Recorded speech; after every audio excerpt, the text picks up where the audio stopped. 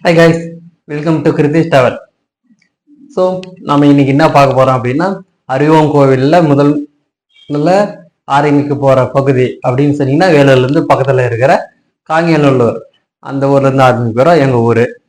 So இங்கேருந்து தான் நம்ம ஆரம்பிக்க போகிறோம். கோவில்கள் பற்றியா ஒரு எக்ஸ்ப்ளோரு. இந்த கோவில்தே இன்னொரு 3 வீடியோ வரும். நம்ம சிவன் கோயில் ஒன்று, பெருமாள் கோயில் ஒன்று, முருகர் கோயில் ஒன்று, அது இல்லாமல் கிராம தேவதை செல்லியம்மன் கோவில் அவங்களுக்கு வரப்போகுது.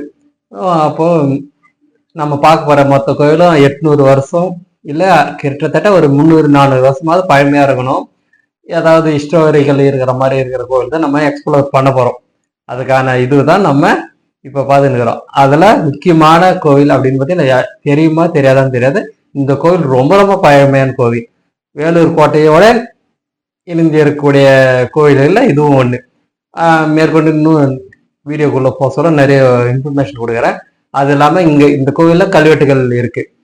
3ஆம் ராஜராஜ சோழனுடைய கல்வெட்டுகள், அது இல்லாமல் சம்புவர் ராய மன்னரின் கல்வெட்டும் இங்க கிடைச்சிருக்கு. முற்று பெறாத கல்வெட்டு.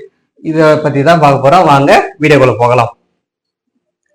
ஓகே, ஸோ இது எங்க இருக்கு அப்படின்னு பார்த்தீங்கன்னா, காங்கேயநல்லூர் வேலூர்ல இருந்து 4 கிலோமீட்டர். புது பஸ் ஸ்டாப் இருந்து வந்தீங்கன்னா தெரியும். அதே மாதிரி காட்பாடியில இருந்து 4 கிலோமீட்டருக்குள்ள வந்துடலாம். அதெல்லாம் பஸ்ஸும் இருக்கு. 1G 2G காங்கேயநல்லூர் போகக்கூடிய இதுல நிறைய பஸ், 2 பஸ் இருக்கு ஊருக்குள்ள வரக்கூடிய பஸ். அது இல்லாம நீங்க அப்படி இல்லை ஷார்ட்டா வரணும்னா 1G 1ஆம் நம்பர் பஸ்ஸும் 2ஆம் நம்பர் பஸ்ஸும் காட்பாடி டு பாகாயம் போகக்கூடிய எந்த பஸ்ல ஏறினாலும் கல்யாண மண்டபம் ஸ்டாப்ல இறங்கிட்டீங்க அப்படின்னா அங்கிருந்து ஆட்டோல 40 ரூபா 50 ரூபா கொடுத்தீங்கன்னா காங்கேயநல்லூர் முருகர் கோவில் போகணும், இல்லை சிவன் கோவில் போகணும் அப்படின்னு சொன்னீங்கன்னா எடுத்துட்டு காங்கேயநல்லூருக்குள்ள விட்டுடுவாங்க. நம்ம காங்கேயநல்லூர் அப்படின்னு சொன்னீங்கன்னா வாரியாசங்கிற பிறந்த ஒரு ஊர் அப்படின்றது சொன்னீங்கன்னா எல்லாருக்கும் தெரியக்கூடிய ஒரு இது. வாரியாசுவாமிகளுடைய அவதரித்த புண்ணிய பூமி அது. அதனால இது அது மட்டும் இல்லாம நம்ம காங்கேயேஸ்வரர் காங்கேயநல்லூர் அப்படின்னு சொன்னீங்கன்னா நம்ம சிவன் கோவில் பேஸ் பண்ணி தான் அந்த பேர் வந்தது. காங்கேஸ்வரம், காங்கேயநல்லூர், அதுல இருந்து வந்தக்கூடிய ஒரு ஊர். அதிக மக்கள் தொகை காங்கேயநல்லூர் அப்படின்னு சொன்னா சிட்டியை பேஸ் பண்ணது. ஸோ சிட்டி அப்படின்றது தான் காங்கேயநல்லூர் இது. அது இல்லாம அந்த கோயில்ல இருக்கிற ஒரு பிரம்மாண்டமான ஒரு பழமையான மதில் சுவர்களுடன் கூடிய ஒரு மிகவும் பழமையான கோவில் நம்ம காங்கேஸ்வரர் கோவில். ஸோ அதை பத்தி தான் நம்ம பார்க்க போறோம். மேற்கொண்டு ஏதாவது சந்தேகம் இருந்தா கமெண்ட்ஸ் பண்ணுங்க, லைக் பண்ணுங்க, ஷேர் பண்ணுங்க, சப்ஸ்கிரைப் பண்ணுங்க. இப்போ இதுல இருந்து புதுசா ஆரம்பிக்க போறோம்லாம் நம்ம அறிவோம் கோவிலை. உங்க கோவிலுக்கு உங்க ஊர்ல இதுமாதிரி பழமையான கோவில் இருக்கு அப்படின்றத கமெண்ட்ஸ்ல தெரியப்படுத்தினீங்கன்னா, இல்ல மெயில் ஐடிக்கு தெரியப்படுத்திங்கன்னா கண்டிப்பா உங்க ஊர்ல அந்த கோவிலை எக்ஸ்ப்ளோர் பண்ண போறோம். என்ன ஏதுன்ற டீட்டெயில் தெரிஞ்சுக்கின்னு நம்ம சேனலை பதிவு பண்ணுவோம். இப்போ நம்ம மேற்கொண்டு பயணத்தை மேற்கொள்ளலாம். எங்களோட தொடர்பில் இருங்க. நன்றி, வணக்கம். வாங்க வீடியோக்குள்ள போகலாம். Hi guys, welcome to Kiruthish travel. சொன்ன மாதிரி இன்னைக்கு நம்ம ஆரம்பிக்க போகிறோம். என்ன அப்படின்னு பார்த்தீங்கன்னா, அறிவோம் கோவில்களை அப்படின்ற முதல் சீரியலில் காங்கேயநல்லூரில் இருக்கிற உடனுரை பாலகுஜாலம்மாள் காங்கேஸ்வரர் கோவிலை தான் நம்ம இன்னைக்கு பார்க்க போகிறோம். எங்கே இருக்குது அப்படின்னா காங்கேயநல்லூர் வேலூர் புது பஸ் ஸ்டாப்லேருந்து 4.5 கிலோமீட்டர், காட்பாடியிலேருந்து ஒரு 5-5.5 கிலோமீட்டர் அப்படின்ற ரேஞ்சில் இருக்கக்கூடிய ஒரு அருமையான பழமையான ஒரு ஊர். அந்த ஊரில் இருக்கிற காங்கேஸ்வரர் கோயிலை தான் பார்க்க போகிறோம், சிவன் கோவிலை. இங்கே பார்த்திங்கன்னா ரொம்ப பழமையான கல்வெட்டுகளுடன் கூடிய ஒரு கோவில் அப்படின்னு பார்க்குறோம். கிட்டத்தட்ட 800 ஆண்டுகள் பழமையான கோவில். ஸோ இங்கே கல்வெட்டுகள்லாம் இருக்குது. நம்ம ஏற்கனவே வீடியோ முன்னாடியே பார்த்துருவீங்க. இந்த தலைவரனுடைய இதெல்லாம் சொல்லியிருக்கேன். இந்த கோவில் அவ்வளோ அருமையான ஒரு கோவில். இப்போ தான் சமீபமாக தான் மாசி மாதத்தில் தான் இது முடிஞ்சிச்சு. கும்பாபிஷேகம் நடந்து முடிஞ்சிருக்கு. இந்த ஒரு 25 நாளுக்கு முன்னாடி தான். அவ்வளோ அருமையான ஒரு செம்மையான பழமையான மதில் சுவருடன் கூடிய ஒரு சிவன் கோவில் அருமையாக இருக்கும். நீங்கள் ஒரு முறையாவது இந்த கோவிலை பார்த்து தரிசனம் பண்ணுவீங்கன்னு தெரியும். வாங்க நம்ம மேற்கொண்டு பார்க்கலாம். இந்த கோவில் அப்படின்னு பார்த்தீங்கன்னா பாடியில் இருக்கக்கூடிய காயநல்லூர் முருகர் கோவில் ஃபேமஸ்ஸு, லட்சத்தீவு திருவிழா ஃபேமஸ். அதே மாதிரி இந்த கோவிலில் ஒரு மிகப்பெரிய தேரும் இருக்குது, ரொம்ப பெரிய தேர். ஸோ அந்த காலத்துலேருந்து தயாரிக்கப்பட்ட கோவில்கள். இந்த சிற்பங்கள்லாம் பார்த்திங்கன்னா அவ்வளோ அருமையாக சூப்பராக இருக்கும், ரொம்ப பழமையான கோவில்ன்றதுனால. இந்த கோவிலினுடைய இறைவர் பெயர் காங்கீஸ்வரர், இறைவி அம்பாள் பேர் வந்து பாலகுஜால் அம்பாள். இந்த பார்த்திங்கன்னா தெரியும், இந்த தேர் மூடி வச்சுருக்காங்க. உற்சவம் நடக்க போகுது, பங்குனி உற்சவம் நடக்க போகுது. அதனுடைய வீடியோவும் நம்ம டெய்லி போட போகிறோம். ஆரம்பித்த பேர் 15ஆம் தேதியிலேருந்து ஆரம்பிக்க போகுது. ஸோ வாங்க நம்ம கோயிலுக்குள்ளே போய் பார்க்கலாம். சமயத்தில் நடந்த கும்பாபிஷேகன்றதுனால இன்னும் மலராபிஷேகம்லாம் போயிட்டே இருக்குது. ஸோ இங்கே பார்த்தீங்கன்னா தெரியும், விநாயகர், முருகர், சிவன், விஷ்ணு, சண்டிகேஸ்வரர் இவங்கெல்லாம் இருக்காங்க. அவ்வளோ அருமையான ஒரு கோபுரம், ராஜகோபுரத்தை தாண்டி உள்ள வந்தான்னு. அதே மாதிரி பழக்கிற ஒரு நம்ம கொடி கம்பத்தையும் நம்ம தரிசனம் பண்ணலாம். ஸோ எவ்வளோ அழகாக இருக்குல்ல. அப்படியே நம்ம இடதுபுறமாக திரும்பி பார்க்கலாம். ஸோ அங்கே வழக்கமாக இருக்கிற மாதிரி சூரியன் இங்கே இருக்கார். அழகான அருமையான ஒரு கோவில் அப்படின்னு பார்த்திங்கன்னா இந்த கோவில் பின்புறத்தில் இருந்து ராஜகோபுரம் பார்த்திங்கன்னா அழகாக இருக்கும். எல்லா மதுசூரில் எல்லா மூலையிலையும் நந்தி இது வச்சுருப்பாங்க. ஸோ மூலிகை நந்தி இருப்பார், அவ்வளோ அழகானவர். ஓகே, அப்படியே பார்த்துக்கினே நம்ம கொஞ்சம் கோடிக்கம்பம் கிட்ட வந்தாச்சு. இங்கே பார்த்தீங்கன்னா தெரியும் பலிபீடம், கோடிக்கம்பம் அப்படியே பளபளன்னு இருக்குது. ஸோ இப்போ கும்பாபிஷேகம்னால ஃபுல்லாக க்ளீன் பண்ணி அவ்வளோ அருமையாக வச்சுருக்காங்க பலிபீடம். அதுக்கப்புறம் சங்கல்ப விநாயகர் அவருடைய இதுலேருந்து அவ்வளோ அழகான ஒரு பெரிய கொடி மரம். அதை தாண்டி அப்படியே வந்தோம்னா இடதுபுறத்தில் இருக்கிற நம்ம விநாயகரை தனித்தனி சந்நிதியில் பார்க்கலாம். விநாயகர், முருகரும் அந்த பக்கம் இருக்காங்க. ஸோ விநாயகரினுடைய சந்நிதி, அப்புறம் துவாரபாலகர்கள். அது அப்புறமா அப்படியே பார்த்திங்கன்னா ஒரு அருமையான நந்தி மண்டபத்தில் இருக்கிற நந்தி தேவனை பார்க்கலாம். நந்தி பகவானை பார்த்திங்கன்னா இவ்வளோ அழகாக இருக்கார்ல. ஸோ ரொம்ப அழகான ஒரு நந்தி பகவான் பாருங்கள். ஸோ கைத்தில் மணியடன்கூடிய அழகான ஒரு நந்தி, அவருக்குன்னு தனியாக ஒரு மண்டபம், நந்தி மண்டபம். அதுக்கப்புறமா நம்ம தெற்கு வாசல் வழியாக உள்ளே போகிறோம். இங்கே பார்த்திங்கன்னா அதுக்கு எதிர்க்கு இருக்குன்னா கஜலட்சுமி அவங்க எல்லா கோயிலும் இருக்கிற மாதிரி இந்த இதோலையும் இருக்குது, கல் புடைப்பு சிற்பமாக. நம்ம தெற்கு பக்கமாக இருக்கிற வாயில் வழியாக உள்ளே போகலாம்.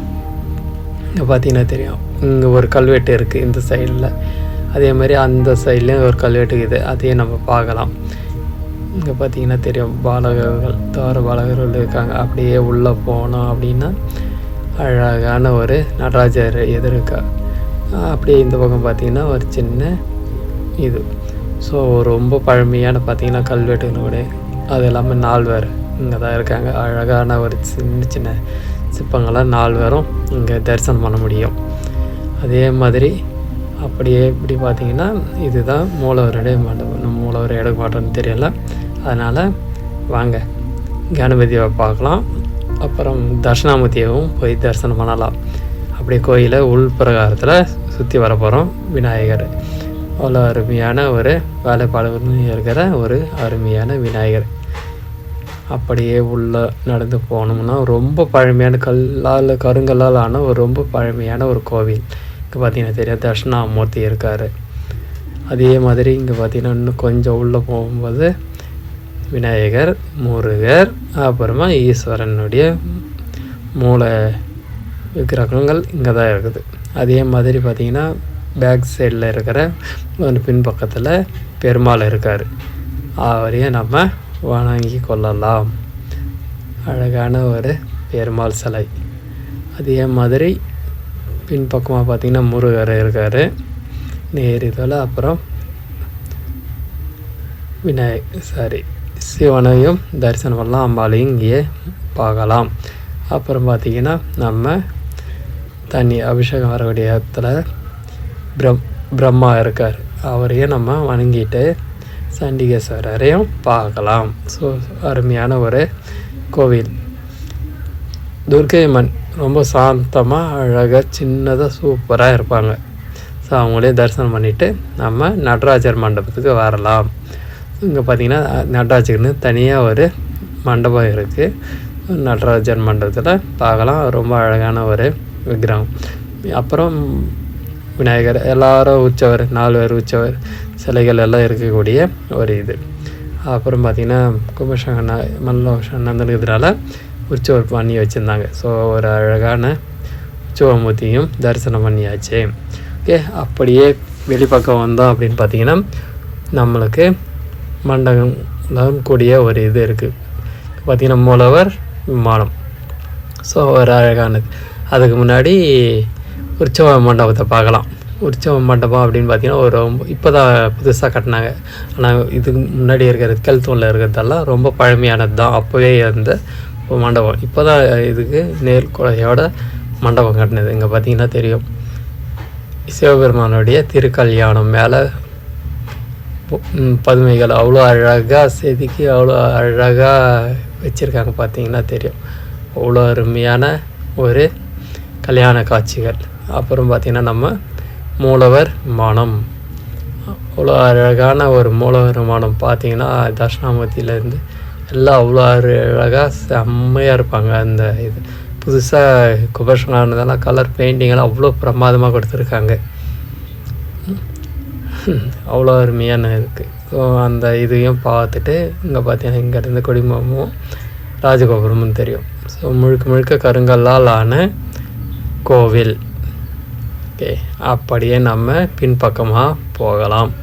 ஸோ சாமி வருஷம் இந்த பக்கம் பார்த்திங்கன்னா அழகாக பிரசாதம் வருதுன்னா கை கேட்கறதுக்கான இது வசதிகளோடு இருக்கிற இது இருக்குது, குழாக்கள். அதே மாதிரி அப்படியே பின்பக்கம் வந்துட்டோம். ஸோ இப்போ நம்ம வெளி பிரகாரத்தில் தான் இருக்கிறோம். அதே நேர் பேக் சைடில் நந்தவனம் இருக்குது. ஸோ இது இறைவனுக்கு தேவையான வில்வம், பூ, இளநீருக்கெல்லாம் தேவையானதை இங்கே இந்த பக்கம் நந்தவனம் இருக்குது. இதுக்கப்புறம் பூச்செடியெல்லாம் வைப்பாங்கன்னு நினைக்கிறேன், பார்க்கலாம். இது முன்னாடி நிறைய இருந்தது, அதெல்லாம் திரும்ப இது ஆயிடுச்சு. பாருங்கள், விழுவ மரம் செம்மையான காய்களுடன் இருக்குது. அப்படியே பேக் சைடில் இருந்து அப்படியே நம்ம பேக் சைடில் இருக்கிற விமானம், மூலவர் விமானத்தை நம்ம பார்த்துக்கின்னு இருக்கோம். பின்னாடி பெருமாள் இருக்கார். ஸோ இவ்வளோ அழகான ஒரு பெயிண்டிங்கில் கலராக ஃபுல்லாக இருக்குது. நரசிம்மர் பார்த்திங்களா, லட்சுமி தேவியாரோட அழகாக காட்சியளிக்கிறாரு. அவ்வளோ அருமையான ஒரு மூலவர் விமானம் காட்சி அளிக்கிறது. தரிசனம் அவ்வளோ அருமையான ஒரு தரிசனம் அப்படின்ட்டு தெரிஞ்சுங்க. அப்புறம் பக்கத்தில் அம்பாளுக்கு தனியாக ஒரு சன்னதி இருக்குது, அதுவும் கருங்கலால் ஆனது தான். அந்த கோயிலை தான் நம்ம பார்க்கறதுக்கு போகலாம். அப்படியே ஜூம் பண்ணி பார்க்கலாமா? இங்கே பாருங்கள், அவ்வளோ அழகாக இருக்காங்களா. விஷ்ணு துர்கை இருக்காங்க, இந்த பக்கம் துர்கை அம்மன் இருக்காங்க. ஸோ அழகாக உக்காந்த குளத்துலேயும் நின்ற குளத்துலேயும் பார்க்கறதுக்கு அவ்வளோ அருமையாக அழகாக இருக்காங்க. அப்படியே நம்ம போயிட்டு உள்ளே போயிட்டு அம்பாவை தரிசனம் பண்ணலாம். அப்படியே பார்த்திங்கன்னா தேர் தெரியுதுங்களா, இப்போ தான் முயசாக தேர்தில்ல. ஸோ நம்ம முடிக்கலை, அதனால் இங்கேருந்து கோபுரத்தை பார்த்துட்டு அப்படியே அம்பாள் இதுவை பார்க்க போகிறோம். பார்த்திங்களா, அழகாக இருக்காங்களே. ஸோ அம்பாளினுடைய பாலகஜான அம்பாள் உங்களுடைய சன்னதி. ஸோ இறைவியோட சன்னதி. இப்போது நம்ம அம்பாளை சுற்றிக்கின்னு வந்துட்டு அதுக்கப்புறம் கல்வெட்டை பார்க்க போகிறோம். இங்கே பார்த்தீங்களா, பிரம்மா இருக்கக்கூடிய ஒரு மூலவர் விமானத்தில் பிரம்மாவையும் சேர்த்து பார்க்கலாம். இவ்வளோ அழகாக அருமையாக காட்சியளிக்கிறாங்க பார்த்தீங்களா. அப்படியே சாமியை பார்த்துக்கின்னு நம்ம வெளியே போகலாம். அம்பாலை சுற்றி வந்துட்டு பார்க்கலாம். கிட்டத்தட்ட ஒரு 20 நிமிஷம் ஆகும் சாமி கோவிலை சுற்றி முடிக்கும். ஸோ அழகாக பார்த்துட்டு நம்ம கிளம்பலாம். ஸோ இங்கே பார்த்திங்கன்னா மூளைக்கு மூளை நந்தி, மதுசோர் மேலே நந்திகள், பகவானை வந்து அவ்வளோ அருமையாக அழகாக காய்ச்சல் முழுக்க முழுக்க கருங்கல்லால் ஆன கோபுரம். இங்கே பார்த்திங்கன்னா சரஸ்வதி, துர்கை, ஸோ அவங்களுடைய இது இருக்குது. சரஸ்வதி இந்த பக்கம் இருக்கிறாங்க. ஸோ அவங்கள தான் நம்ம மூலவர் அம்பாளுடைய மூலவர் விமானத்தில் பார்த்துன்னுக்கிறோம். அழகாக இருக்காங்க. சரஸ்வதி வீணையோட கூடிய செம்ம அழகான ஒரு சிலை அமைப்பு. முழுக்க முழுக்க கருங்கல்லாம் இருக்குது. ஸோ அப்படியே இப்படி பார்த்தீங்கன்னா பிரகாரம் எவ்வளோ பெருசாக இருக்குல்ல கோவில். அப்படியே போய்கிட்டு தேரும் அங்கே பார்த்தீங்கன்னா எவ்வளோ பெரிய ராஜகோபுரம். ஸோ அழகாக இருக்குது. ஸோ பின்பக்கத்தினுடைய ராஜகோபுரம் இங்கேருந்து தான் பார்க்க முடியும். அழகாக பார்த்துக்கின்னு. ஓகே, அவ்வளோதாங்க. இப்போ நம்ம கல்வெட்டு பார்க்கலாம். ஸோ அந்த சைடில் ஒரு கல்வெட்டு இருக்குது, இந்த சைடில் ஒரு கல்வெட்டு இருக்குது. இந்த பக்கத்தில் தான் கொஞ்சோண்டு அந்த இதுவெல்லாம் போட்டு கொஞ்சம் ஜூம் பண்ணி பார்த்தா நல்லா தெரியும். அந்த பக்கம் அந்த அளவுக்கு தெரியல. ஸோ புதுசாக இது பண்ணதுனால இங்கே பார்த்தீங்கன்னா இது கூட கொஞ்சம் கடினமாக தான் இருக்குது. ஸோ இதில் இருக்கிற எழுத்துக்கள் தான் மொழிபெயர்ப்பு ஆர்கியாலஜிஸ்ட் மூலமாக மொழிபெயர்ப்பு பண்ணியிருக்காங்க. அதை தான் நம்ம முன்னாடியே வீடியோவில் பார்த்துட்டோம். கிட்டத்தட்ட 800 வருடங்கள் பழமையான கோவில், 3ஆம் ராஜராஜ சோழன் கட்டிய கோவில் அப்படின்றது நம்மளுக்கு தெரிய வந்திருக்கு இந்த கல்வெட்டு மூலிமா. அது நம்ம நஞ்சை புஞ்சை ஸோ என்னென்ன தானம் கொடுத்துருக்காங்க என்ற விஷயமும் கல்வெட்டில் பதிவு பண்ணியிருக்காங்க. ஸோ அதை தான் நம்ம பார்த்துக்கிட்டு இருக்கோம். அருமையான ஒரு கல்வெட்டு இது. ஸோ இதெல்லாம் அழிஞ்சு போகிற அளவுக்கு ரொம்ப போராக இருக்குது. ஸோ இதெல்லாம் பாதுகாத்து ஒரு தனி கல்வெட்டாக பிரிண்ட் எடுத்து வச்சா நல்லாயிருக்குன்னு நினைக்கிறேன். ஸோ அது யார் செய்வாங்க? நம்மளும் எல்லாம். சரி, ஓகே. இந்த பக்கம் பார்த்திங்கன்னா நவகிரகம், அது தொடர்ந்து அது பக்கத்தில் கால பைரவர் இருக்கார். ஸோ நம்ம அவரை தான் பார்க்க இப்போ போயின்னுக்கிறோம். இப்போ பார்த்தீங்கன்னா தெரியும் கால பைரவர். ஸோ ஒரு அழகான சாந்த சுரூபமாக இருக்கக்கூடிய கால பைரவர் அழகாக சிரிச்சுக்கின்னு இருக்கார் பார்த்தீங்களா. ஸோ இவர் தாங்க கால பைரவர். ஸோ அவரையும் தரிசனம் பண்ணியாச்சு. ஸோ அருமையான அவருக்கு தனி ஒரு சன்னதி. அது இல்லாமல் கோவிலுக்கு தேவையான தண்ணீர் வந்து இந்த கிணறு தான் நிவர்த்தி பண்ணிக்கினே இருக்குது. அதை தான் நம்ம பார்த்துருக்குறோம். தண்ணி மேலே கிட்டத்தட்ட ஒரு 18-20 அடியிலே தண்ணி இருக்குது நம்ம பக்கத்தில். ஓகே, இங்கே பார்த்தீங்கன்னா ஓகே. ஸோ அழகான ஒரு கோவில் இருந்து தரிசனம் பார்த்துட்டோம். அப்படியே நடந்து வந்து இங்கே பார்த்தீங்கன்னா சந்திர பகவான் இருக்கார். அவருக்கும் தனி ஒரு பிரகாரம். ஓகே, இவ்வளோதாங்க. பிடிச்சிருந்தால் லைக் பண்ணுங்கள், ஷேர் பண்ணுங்கள், கமெண்ட்ஸ் பண்ணுங்கள். முருகர் இருக்கார், சிங்கிளாக இருப்பார், துணையோடு இருக்க மாட்டார். அவ்வளோதாங்க. ஸோ அது பங்குனி உத்தரவத்தில் மேற்கொண்டு இது வீடியோ பார்க்கலாம். இதனுடைய தலைவரிச்சம் அப்படின்னு பார்த்திங்கன்னா நம்மளுக்கு பலாமரம். ஸோ ரொம்ப பழமையான ஒரு பலாமரம், அது கீழே ஒரு விநாயகரும் இருக்கார். ஸோ இவ்வளோதாங்க கோவிலினுடைய இது. பிடிச்சிருந்தால் லைக் பண்ணுங்கள், ஷேர் பண்ணுங்கள், கமெண்ட்ஸ் பண்ணுங்கள். அறிவோம் கோவில்களை முதல் பதிவு இதுன்றதுனால உங்களுக்கு ஆதரவு அதிகமாக தேவை. மேற்கொண்டு நிறைய வீடியோக்கள் வரப்போகுது. வாங்க எங்களோட பயணம் செய்ய. தேங்க்யூ ஃபார் வாட்சிங். பாய். இத்துடன் கோயில் வரலாறும் உங்களுக்கு லாஸ்ட்டாக ஸ்க்ரீன்ஷாட் போட்டிருக்கேன். ஸோ அதை பார்த்து நீங்கள் இதனுடைய வரலாறு நுணுக்கமாக தெரிஞ்சுக்கலாம். இதிலேருந்து ஆர்கியாலஜிஸ்ட் கொடுத்த டாக்குமெண்ட். ஸோ உங்கள் பார்வைக்காக பார்த்து தெரிஞ்சுக்குங்க. தேங்க்யூ.